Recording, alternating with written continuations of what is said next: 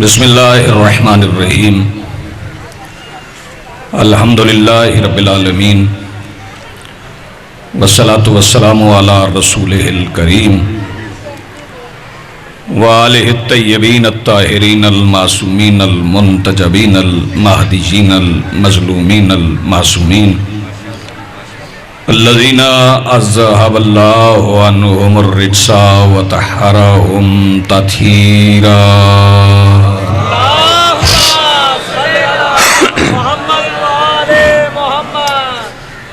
ولعنت اللہ علی اعدائہم ملعونین اجمعین من یومنا ھذا الی یوم الدین اما بعد فقد قال اللہ سبحانہ فی کتابہ المجید بسم اللہ الرحمن الرحیم وجعلناہم ائمۃ یہدون بامرنا واوحینا الیہم فعل الخیرات وَإِقَامِ الصَّلَاةِ وَإِيتَاءِ الزَّكَاةِ وَكَانُوا لَنَا عَابِدِينَ صلوات پڑھئے بلند آواز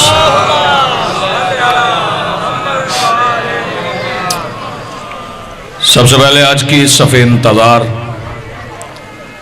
اور اس پر حاضر منتظرین کے دلوں میں موجود ولایت ولی مطلق کے وسیلہ سے درخواست گزار ہوں اپنے اس وارث کے حضور جو پردہ غیب میں فرزند ابو طالب کی حیثیت سے موجود ہے کہ کائنات کا وہ مطلق العنان مدبر الامور اپنے رخ سے حجاب غیبت ہٹائے اور کائنات کو اپنا چہرہ دکھا کے سمجھائے کہ محمد ایسے ہوتے ہیں۔ حاضرین محترم، موالیان ولی حق، تقویم کے اعتبار سے تاریخیں بڑی اہمیت رکھتی ہیں، اور اگر تاریخوں کی اہمیت نہ ہو تو پوری کائنات میں مختلف مذاہب سے تعلق رکھنے والے مختلف تاریخوں کو اپنے تہوار نہ منائیں۔ جس طرح دیگر اقوام اپنے تہوار مختلف تاریخوں سے مناتی ہیں، ویسے ملت مسلمہ کے سارے مسالک بھی، دیکھیے گا میری طرف صاحب، تقویم کے اعتبار سے سورج کے طلوع غروب کے حصار میں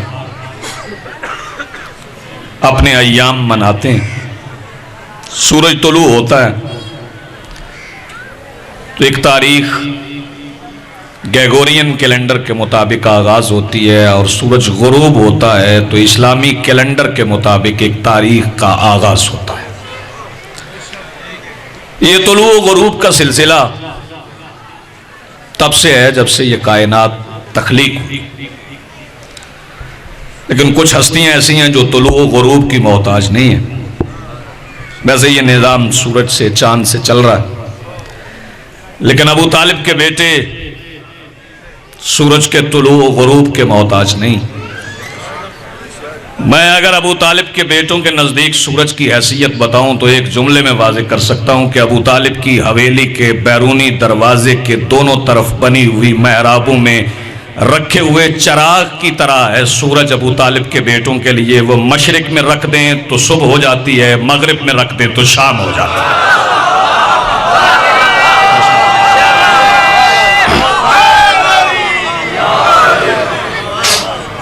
بہت زیادہ دیر مجھے آپ کی خدمت میں حاضر نہیں رہنا۔ میرا بڑا پیارا بھائی، بہت خوبصورت آپ کے دلوں کی دھڑکن جناب سردار وسیم عباس صاحب بھی موجود ہیں، اور ان کے بعد بھی بہت خوبصورت پڑھنے والے حضرات ممبر کی بارگاہ میں حاضر ہوں گے، مالک کے حضور سردائے ذکر پیش کریں گے۔ سورج طلوع ہو، سورج غروب ہو، یہ سلسلہ جاری و ساری رہنا ہے۔ ویسے ساری دنیا طلوع غروب کے سہارے چلتی ہے۔ ایک جملہ کہنے جا رہا ہوں، وہ جن بندوں نے صبح سے لے کے ابھی تک اپنی زبان کو دہن کے زندان کا قیدی سمجھا ہے، ان کی لوح سماعت پہ یہ جملہ تحریر کرنے جا رہا ہوں۔ دنیا طلوع و غروب کے سہارے چلتی ہے، جو جب چاہے غروب کو طلوع میں بدل دے اسے علی کہتے ہیں۔ زندگی آپ کی جن کے ہاتھ اٹھ گئے، سلام ہے بھائی، جو جب چاہے غروب کو طلوع میں بدل دے اسے علی کہتے ہیں۔ یہاں دو مصرے مجھے یاد آ گئے ہیں، وسیم بھائی اساتذہ کے مصرے ہیں۔ آج تو ممبر شعراء سے خالی ہو گیا، اساتذہ کے مصرے ہیں۔ جانتے ہیں آپ اساتذہ کون ہیں؟ خدائے سخن جناب میر انیس اور جناب مرزا دبیر۔ مرزا نے سورج سمجھایا کہ سورج کیا ہے، ویسے لکھنے والوں نے، محققین نے غلطی سے لکھ دیا، یہ مصرع منسوب کر دیا سرکار میر انیس سے، بڑا معروف مصرع ہے۔ اور جناب مرزا دبیر نے کہا کہ خورشید فلک عکس در تاج علی ہے۔ خورشید فلک عکس در تاج علی ہے، یہ خورشید فلک عکس در تاج، یہ شاید میرے عزیزوں کو سمجھنا آئی ہو، بزرگ تو پرانی ذاکری بھی سنتے رہے، پرانے خطبہ بھی سنے۔ عکس در تاج کیا ہے؟ علی بادشاہ کے تاج میں لگے ہوئے موتی سے نکلنے والی شعاع۔ مرزا کہتے ہیں جہاں جا کے رک جائے وہاں بننے والے نقطے کو سورج کہتے ہیں۔ آباد رہیں جی، سلامت رہیں، زندگی ہو آپ کی۔ مجھے حکم کی تعمیل کرنا ہے، لیکن چونکہ یہ بات طلوع و غروب کے سامنے آ گئی تو میں اس لیے عرض کر رہا ہوں۔ مرزا نے کہا خورشید فلک عکس در تاج علی ہے۔ اگلا مصرع آپ سب کو یاد ہے، اللہ کے سوا جو بھی ہے محتاج علی ہے۔ مرزا نے یہ مصرع لکھ دیا اور ایک دن سرے راہ مل گئے سرکار میر انیس اور کہنے لگے مرزا یہ آپ نے کیا لکھ دیا کہ خورشید فلک عکس در تاج علی ہے، آپ نے سورج کو علی کے تاج میں لگے ہوئے موتی سے نسبت دے دی۔ تو مرزا نے ہاتھ باندھ لیے، کہنے لگے آپ سید زادے ہیں، آپ ذرا تصحیح فرما دیں، ہو سکتا ہے مجھ سے غلطی ہو گئی۔ اور نے کہا سورج کو علی کے تاج سے نسبت نہ دو۔ کہنے لگے کیا کہوں؟ کہنے لگے کہو ذرہ ہے آفتاب در بو تراب کا۔ زندگی یار جنہیں بات پہنچ گئی، آباد رہو جی، مل کے بولو حیدری۔ ذرہ ہے آفتاب در بو تراب کا، یہ سورج کا طلوع و غروب سلسلہ جاری ہے۔ چاند کبھی دو ٹکڑے ہو جاتا ہے، کبھی اپنی اصلی حالت میں واپس آ جاتا ہے۔ یہ اسلامی کیلنڈر ہے اور اسلامی کیلنڈر کی آج 11ویں تاریخ ہے، اور 11ویں تاریخ اس بادشاہ سے منسوب ہے۔ سارے بندے نہ بھی بولیں تو میں آپ پہ واجب تو نہیں کر سکتا، کیونکہ واجب کسی چیز کا کرنا صرف امام کا اختیار ہے، میں تو نہیں کہہ سکتا آپ پہ بولنا واجب ہے۔ آج کی تاریخ اس بادشاہ سے منسوب ہے جو مشہد میں دفتر توحید کھول کے بیٹھا ہے۔ پھر دہراؤں گا جملہ، جو مشہد میں دفتر توحید کھول کے بیٹھا۔ دو چار جملے چونکہ حکم ہوا ہے، آج 11 ذیقعد مالک کی آمد ہے، جشن کی تاریخ ہے، خوشی کا دن ہے، بے اولادوں کو اولاد ملنے کا دن ہے، غریبوں کو رزق ملنے کا دن ہے، مسافروں کو منزل ملنے کا دن ہے، گم کردہ راہ کو صراط مستقیم ڈھونڈنے کا آج سنہری موقع ملا ہے، وہ رستے پہ آ جائے۔ میں پھر کہہ رہا ہوں، مشہد میں دفتر توحید کھول کے بیٹھا ہے، نام علی ہے، لقب رضا ہے، بابا کا نام موسیٰ ہے، اور یہ موسیٰ نام نبی موسیٰ کے نام پہ نہیں، جملہ غور سے قبول فرمائیے گا، میرے امام کا نام نبی موسیٰ کے نام پہ نہیں، نبی موسیٰ کا نام میرے امام کے نام پر ہے۔ اس کی بڑی میرے پاس ایک خوبصورت دلیل ہے، کیونکہ اللہ نے جو نام آدم کو تعلیم کیے تھے نا، ان میں موسیٰ نبی کا نام نہیں تھا، 7ویں امام کا نام تھا، اس لیے نبی موسیٰ کا نام میرے امام کے نام پر ہے۔ دو چار جملے سرکار کی فضیلت کے آپ کی خدمت میں عرض کرنا چاہتا ہوں اور پھر آپ کو سلام کر جاؤں گا۔ رمضان میں میرے مولا نے خراسان میں قدم رکھا تھا، مولا تشریف لائے تھے اور سرکار کے سر پہ ظاہراً ولی عہدی کا تاج سے سجایا گیا تھا۔ مامون آیا تھا رضا بادشاہ کی خدمت میں اور پر اسرار طریقے سے پیدا ہونے والا اسرار کرنے لگا۔ اگر آپ کہیں چلے جائیں تو آپ کی مرضی ہے، پر اسرار طریقے سے پیدا ہونے والا اسرار کرنے لگا کہ مولا ولی عہدی قبول فرمائیے۔ سرکار آواز دے کے کہتے ہیں بات ولی کی ہے تو وہ تو ہم ہیں، اور رہی عہد کی بات تو یاد رکھنا جس کا ہماری ولایت سے عہد نہ ہو اللہ اسے بنی آدم میں شمار نہیں کرتا ہے. ولی عہد تو ہم ہیں اس کی جانب سے ہیں. اس نے اصرار کیا مالک کے سر پہ ظاہراً ولی عہدی کا تاج سجایا گیا. سرکار خراسان میں تشریف فرما تھے. وقت گزرتا رہا. ایران میں تشریف فرما تھے. گزرتے ہوئے وقت کے ساتھ عید آ گئی. رمضان کا مہینہ تھا نا, 28ویں رمضان تھی. بڑے آرام سے جملہ کہوں گا کہ مامون میرے مولا کی خدمت میں حاضر ہوا. کہنے لگا مولا پرسوں عید ہے. بھئی توجہ, پرسوں عید ہے, عید آپ پڑھائیں. سرکار نے فرمایا پڑھانے کا فیصلہ بعد میں کرتے. تمہیں کس نے کہا عید پرسوں ہوگی؟ کہنے لگا مولا کل 29 رمضان ہے, ہو سکتا ہے کل چاند نظر آ جائے. سرکار مسکرا کے کہتا تم نے خود ہی فیصلہ کر لیا کہ چاند نظر آ جائے گا. جس کے حکم سے نظر آنا ہے اس سے پوچھا ہی نہیں ہے. زندگی یار جن کے ہاتھ اٹھے ذرا تھوڑا میرا ساتھ دو. جس کے حکم سے نظر آنا ہے اس سے سوال ہی نہیں کیا, اس سے پوچھا ہی نہیں. کہنے لگا مولا 29 کا بھی ہوتا ہے 30 کا بھی ہوتا ہے. سرکار نے فرمایا اس بار 29 کا نہیں ہوگا 30 کا ہوگا. کہنے لگا کیوں؟ میں عقیدہ چیک کروں گا اگلے جملے پہ. کیوں؟ مولا نے فرمایا ہم نے کہہ دیا تو پھر 29 کا تو نہیں ہو سکتا, پھر 30 کا ہوگا. بڑی توجہ اور بڑا باریک جملہ کہنے جا رہا ہوں. کہنے لگا مولا اچھا 29 کا ہو یا 30 کا ہو, نماز عید آپ پڑھائیں. رضا بادشاہ مسکرا کے کہتے اپنے دادا حسن بادشاہ کی ظاہری 6 مہینے کی خلافت کے بعد ہم نے نہ کبھی پڑھی ہے نہ کبھی پڑھائی ہے. اب ہم عید تب پڑھائیں گے جب ہماری حکومت قائم ہوگی, ہمارا قائم آ جائے گا. کہنے لگا نہیں مولا آپ کو پڑھانی ہے. سرکار آواز دے کے کہتے اچھا اگر تمہارا اصرار ہے میں پڑھاؤں تو پھر جاؤ تیاری کرو, ہم عید پڑھانے آئیں گے. 30 رمضان آ گئی, بلکہ یوں سمجھیے کہ 30 کا سورج آفتاب امامت کو سلام کر کے غروب ہوا. شوال کا ہلال فلک پہ آیا, امامت کے بدر کو سلام کر کے چلا گیا. رات گزر گئی. ابو طالب کے بیٹے کے پیروں میں موجود نالین کا طواف کرنے کے لیے سورج کی کرنیں جب زمین پر اتر رہی تھیں, اس کے ساتھ سرکار رضا بادشاہ نے تبرکات کا صندوق کھولا. جملہ کہنے کے بعد بیدار چہروں کی زیارت کرنا چاہتا ہوں. رضا بادشاہ نے تبرکات کے صندوق میں سے محمد کی دستار نکالی, محمد کے سر پہ رکھی. ہماری مرضی یار اپنی. محمد کی دستار نکالی, محمد کے سر پہ رکھی. سرکار نے اپنے پاؤں اس نالین میں رکھے جو 2 کمانوں یا اس سے کم فاصلے سے ہو کے واپس پلٹی تھی. ہاتھ میں ابو طالب کا عصا پکڑ کے سرکار باہر نکلے تو سواری کی لجام میں کسی کا ہاتھ نہیں تھا. سواری نے سرکار کے قدموں کی چاپ محسوس کی تو گھوڑا یہ سوچ کے زمین پہ بیٹھ گیا کہ اس کا بیٹا آ رہا ہے جس کی ولایت کا انکار کرنے والے اپنی نو سے خارج ہو جایا کرتے ہیں. زندگی آپ کی بھی سلامت رہو. سرکار سواری پہ تشریف مل گئے, بولو حیدری. سرکار سواری پہ تشریف فرما ہوئے. سواری چلی, بے توجہ سواری چلی. ایران کے در و دیوار سے درود کی صدائیں بلند ہونے لگی. ہر گھر کا دروازہ کھل گیا, لوگ نکلنے لگے. بڑا خوبصورت جملہ میں آپ کے لیے ہدیہ کرنے جا رہا ہوں. سرکار کی سواری چلی. ایک جاسوس وہاں کھڑا تھا, وہ دوڑتا ہوا مامون کی خدمت میں آیا. آگے کہنے لگا تجھے خبر ہے کہ محمد بن کے آ رہا ہے؟ میں زور سے کہوں گا تو بھی یہی جملہ کہنا, تمہیں خبر ہے کہ محمد بن کے آ رہا ہے. وسیم بھائی یہ جملہ میں آپ کی نظر کرنے جا رہا ہوں.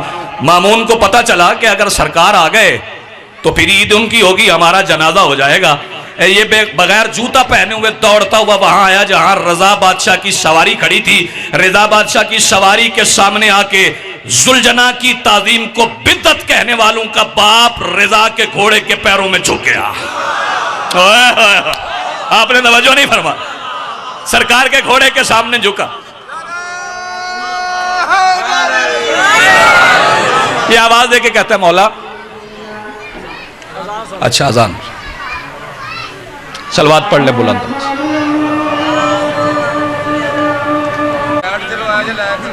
والی خراسان جناب امام رضا علیہ السلام کا فرمان ہے جس نے اللہ کے دروازے کو چھوڑ کر کسی اور سے دین لیا وہ مشرک ہے. اللہ کا دروازہ سب لیٹ چلو ہے جو کیا جو لیٹ آ رہا ہے امام رضا سلام علیہ پر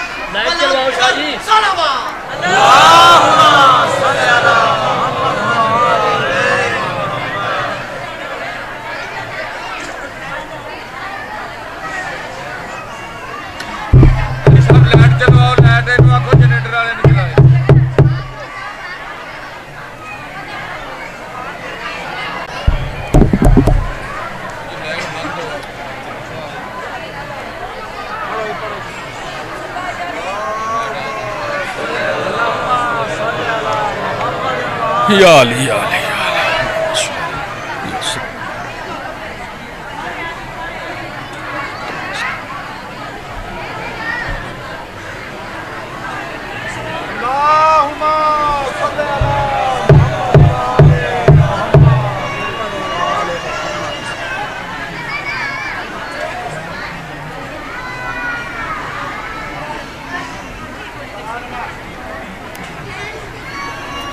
چل گیا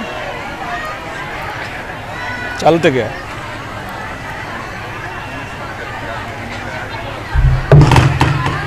صلوات بلند آواز سے.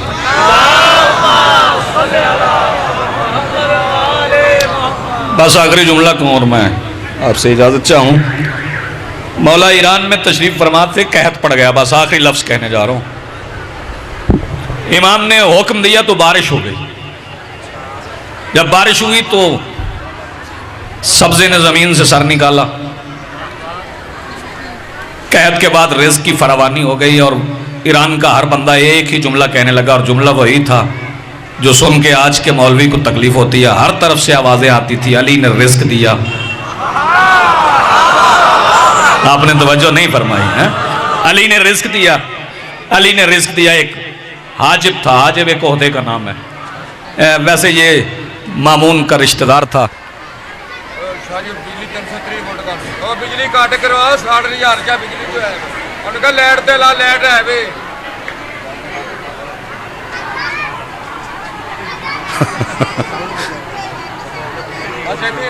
یہ تو زیادہ آ گئی.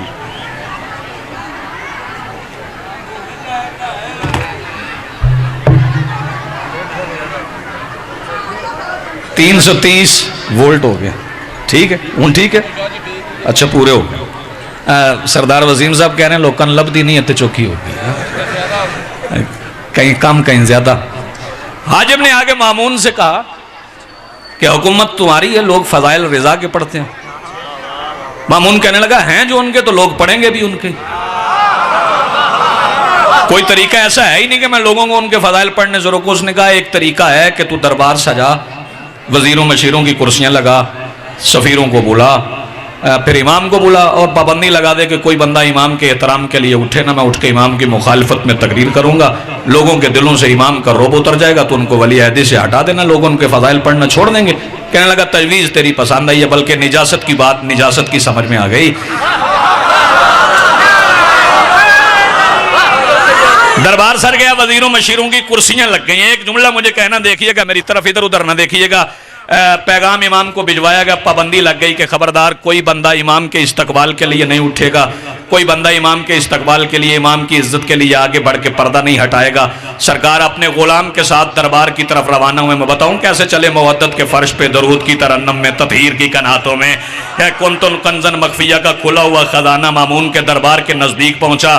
غلام نے آگے بڑھ کے پردہ ہٹانے کی کوشش کی. امام نے فرمایا رک جاؤ, آج پوری کائنات میں اپنے اختیارات دکھانے کا وقت آ گیا ہے. کہنے لگا مولا اگر پردہ نہ اٹھا تو آپ کی توہین ہو جائے گی. سرکار آواز دے کے کہتے اپنی آواز سنبھال کے رکھ. امام کا پہلا قدم دربار کی دہلیز کی طرف آیا تو ہوا نے آگے بڑھ کے پردے کو اس لیے ہٹا دیا کہ اسے پتا تھا کہ اگر اس کے استقبال کے لیے پردہ نہ ہٹایا تو رضا کے بیٹے قیامت تک چلنے کی اجازت عطا نہیں کریں گے. زندگی آپ کی سلامت رہو, میرا سلام آپ کو. رضا کے بیٹے قیامت تک مجھے چلنے کی اجازت عطا نہیں کریں گے. سرکار کا پہلا قدم, میں جملہ کہنے کے بعد خاموش چہرے کی زیارت کرنا چاہتا ہوں. سرکار رضا بادشاہ کا پہلا قدم دربار کے اندر آیا. پابندی تھی کہ کوئی موسیٰ کے بیٹے کے استقبال کے لیے اٹھے نا. ادھر مولا کا قدم دربار میں آیا, ادھر علی رضا بادشاہ کے چہرے پہ موجود اللہ کے وقار نے ہر بے غیرت کو گریبان سے پکڑ کے کھڑا کر دیا. جس کا ہاتھ نیچے ہے اس کی اپنی مرضی. رضا بادشاہ الہی تمکنت کے ساتھ, حجت کے اختیار کے ساتھ کرسیوں کے درمیان سے گزر کے وہاں پہنچے جہاں باطل بیٹھا تھا. حق کے آنے پہ باطل ہٹ گیا. امام تخت پہ بیٹھے. عقیدے وسیم بھائی دیکھنے جا رہا ہوں. سرکار کرسی پہ بیٹھے کہ وہاں سے حاجب اٹھا. حاجب اٹھ کے کہنے لگا یہ جو کچھ دن پہلے بارش ہوئی ہے یہ آپ کی دعا سے ہوئی ہے. جس کے ہاتھ بنے ہوں گے اسے جملے کی سمجھ نہیں آئیں گے, جس کے کھلے ہوں گے اس کے کان سے گزر کے اگر دل کے خزانے میں ولایت کی دولت میں اضافہ نہ ہو تو میں نے کثر تطہیر کے جاروب کا اس سے خیرات ہی نہیں مانگی. یہ آواز دے کے کہتے ہیں آپ کیا سمجھتے ہیں جو کچھ دن پہلے بارش ہوئی آپ کی دعا سے ہوئی ہے؟ امام مسکرا کے کہتے ہیں بکواس بند کر اور اپنی جگہ پہ بیٹھ جا. دعا سے نہیں ہوئی، میں نے برسائی ہے. میں زندگی آپ کی سلامت رہو. جن کے ہاتھ اٹھ گئے میرا ان کو سلام. آواز دے کے کہتا تو آپ خود کو معجز نما سمجھتے ہیں؟ کہنے لگا اچھا آپ خود کو معجز نما سمجھتے ہیں؟ سرکار فرمایا سمجھتے کیا ہے؟ ہم ہیں. آدم کی مٹی کو کس نے خمیر کیا تھا؟ نوح کی کشتی کو کنارہ کس نے دیا تھا؟ ابراہیم پہ نار کو گلزار کس نے کیا تھا؟ وہ اسماعیل کی گردن پہ رکھی ہوئی چھری کی دھار کو حیات کے دھارے میں کس نے بدلا تھا؟ مریم کی آغوش کو رحل روح اللہ کس نے بنایا تھا؟ وہ جب دار پہ کھچا ہوا تھا عیسیٰ تو ہم نے اسے تختے سے اٹھا کے چوتھے آسمان پہ تخت پہ نہیں بٹھایا تھا. کہنے لگا اچھا اگر آپ معجز نما ہیں تو پھر معجزہ دکھائیں. مرضی اس کی ہے جو اپنی آواز کو مجلس سے بچا کے گھر میں فساد برپا کرنے کے لیے لے جانا چاہتا ہے. کہنے لگا اچھا پھر کوئی معجزہ دکھائیں. سرکار مسکرا کے کہتا تم بتاؤ معجزہ کیا دکھاؤں؟ کہنے لگا معجزہ یہ دکھائیں کہیں سے کوئی درندہ آئے آ کے مجھے کھا جائے. کہیں سے کوئی درندہ آئے آ کے مجھے کھا جائے. موسیٰ کے بیٹے کے چہرے کے تیور بدل گئے. جلال میں آ کے اللہ کا نمائندہ آواز دے کے کہتا ہے کہیں سے کیوں آئے گا؟ یہیں سے آئے گا. تمہاری زندگی ہو گئی سلامت رہو. مل کے بولو حیدری. کہیں سے کیوں آئے گا؟ یہیں سے آئے گا.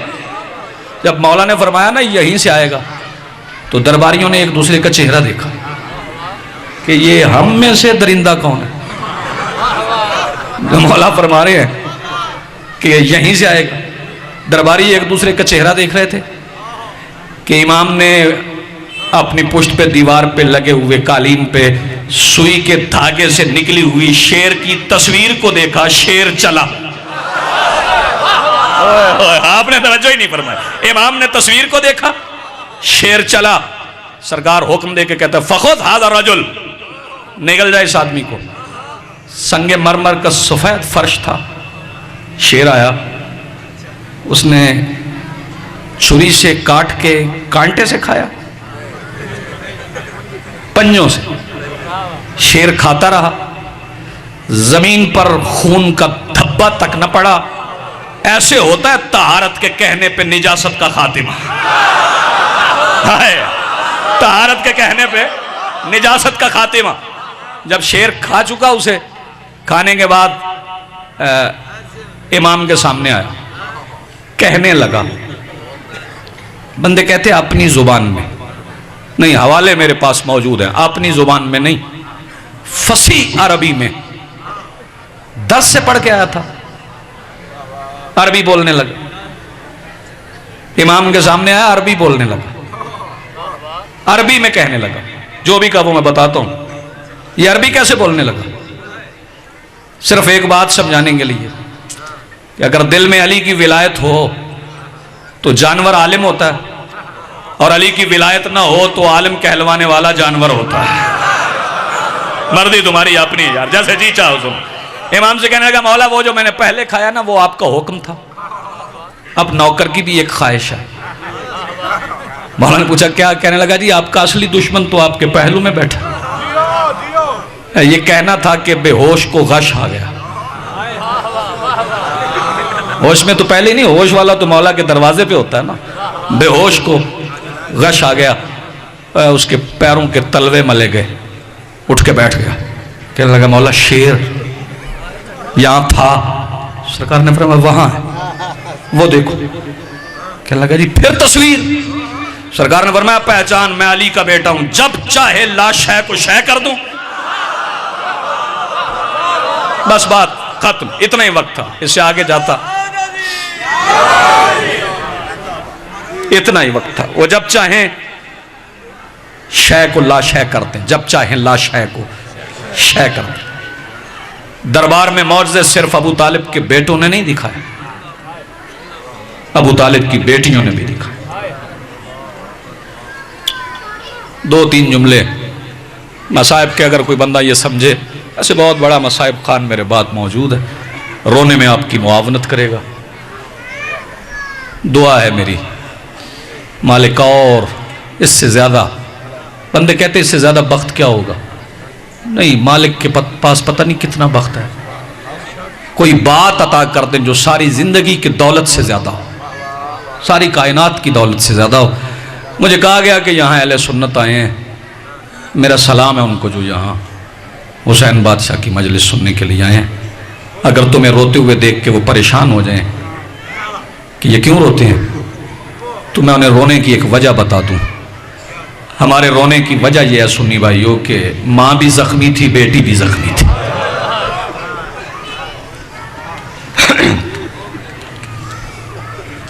کون سی فنکاری ہے یہ؟ کوئی محنت نہیں.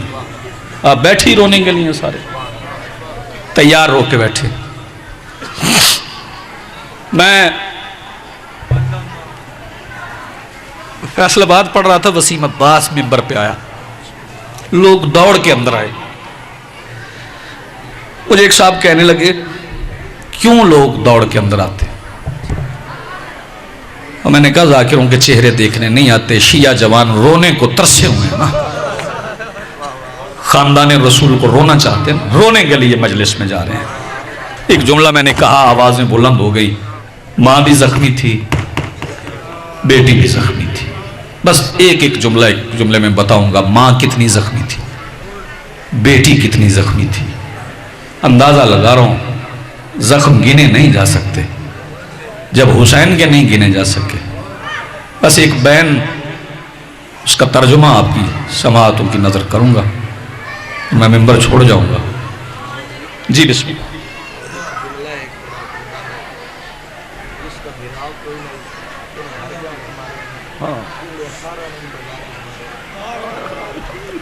میرا بھائی کہہ رہا ہے کہ رونے کی وجہ یہ ہے کہ ماں کو لوگوں نے گھر جا کے مارا تھا، بیٹی کو گھر بلا کے مارا تھا. نہ گھر جا کے مارنا اچھا ہے، نہ گھر بلا کے مارنا اچھا ہے. میں بڑی جلدی ممبر چھوڑ رہا ہوں. بڑے آپ عزادار ہیں. لے وسیم بھائی آپ کی نظر ایک جملہ کرتا ہوں، بڑے بڑے عزادار ہیں، بڑا بڑا روتے، سارا سال سے آپ پوچھ رہتے ہیں. میں بتاؤں بطول کا سب سے بڑا عزادار کون ہے؟ جب علی مدینے کی گلیوں میں 3 جمادی ثانی کے بعد پھرتے تھے نا، تو دشمن آواز دے کے کہتے تھے ایسا لگتا ہے جیسے بطول کا جنازہ جا رہا ہے. علی کے چلنے کا انداز ایسا ہو گیا تھا، نہ پتہ چلتا کہ بطول کتنی زخمی تھی. بابا پوری توجہ چاہوں گا، یہ جو سفید داڑیوں والے بیٹھے ہو اور جو جوان ماتمی بیٹھے ہو، علی کا ایک جملہ نہ ہوتا تو بطول کے زخموں کا اندازہ نہ ہوتا. جب علی بادشاہ نے حسنین بادشاہ کی پاک اماں کو 3 جمادی ثانی گزرنے کے بعد قبر میں اتارا تھا نا، تو علی کی آنکھوں سے آنسوں کی برسات کا آغاز ہوا، رخ نبی کی قبر کی طرف پھر گیا. علی آواز دے کے کہتا ہے یا رسول اللہ، آپ نے جو قرآن میرے حوالے کیا تھا اس کا ہر ورق پھٹ گیا. اتنی زخمی تھی سیدہ، اتنی زخمی تھی سیدہ. اور بتاؤں بیٹی کتنی زخمی تھی؟ بس آخری جملہ ہے، میرا حصہ مجھے مل گیا، میں ممبر چھوڑ رہا ہوں. بیٹی کے زخم سن لو. ایک بہن ہے، وہ طباطبائی نے لکھا ہے، اس کا ترجمہ عرض کر رہا ہوں کہ جب سیدہ پلٹ کے شام سے مدینے واپس آئی تھی نا، تو ماں کی قبر پہ کھڑی ہو کے کہہ رہی تھی اماں جس کا پہلو زخمی ہو نا، وہ پہلو پہ ہاتھ رکھے، مجھے بتاؤ میں کہاں کہاں پہ ہاتھ رکھوں، میں اتنی زخمی ہوں. سیدہ بتاؤں کتنی زخمی تھی. جب آئی نا نانا کے روزہ پہ، تو بی بی نے اپنی توحید بچانے والی چادر سے ایک کئی سوراخوں والا کرتا نکالا، نانا کی قبر پہ رکھا. قبر نبی کانپنے لگی. بی بی آواز دے کے کہتی بس نانا ابھی تو صرف بیٹے کا کرتا ہے. نبیوں کے سلطان کی آواز آئی بیٹا تجھے بھی زخم ہے؟ بی بی رو کے کہتی نانا تیری امت نے مجھے بڑا مارا ہے. نبیوں کے سلطان کمر تک قبر سے باہر آیا. آخری لفظ کہہ رہا ہوں، ممبر چھوڑ رہا ہوں. سرکار آواز دے کے کہتے بیٹی کیسے کیسے مارا میری امت نے تجھے؟ بی بی آواز دے کے کہتی نانا آج صرف ایک زخم سناتی ہوں، پھر آؤں گی کبھی آپ نے باقی زخم سناؤں گی. بی بی آواز دے کے کہتی نانا جب آپ سے کیا ہوا وعدہ نبھانے کے لیے میں جلتے ہوئے خیمے سے سجاد کو اپنی پشت پہ اٹھا کے باہر نکلی تھی نا، تو یزید کی فوج کے 70 سپاہی ہاتھوں میں نیزے لے کے سجاد کو مارنے آ گئے تھے۔ نانا نیزہ وہ سجاد کو مارتے تھے، میں سجاد بچاتی تھی، کوئی نیزہ میرے سر میں لگتا تھا۔ وَسَيَعْلَمُ الَّذِينَ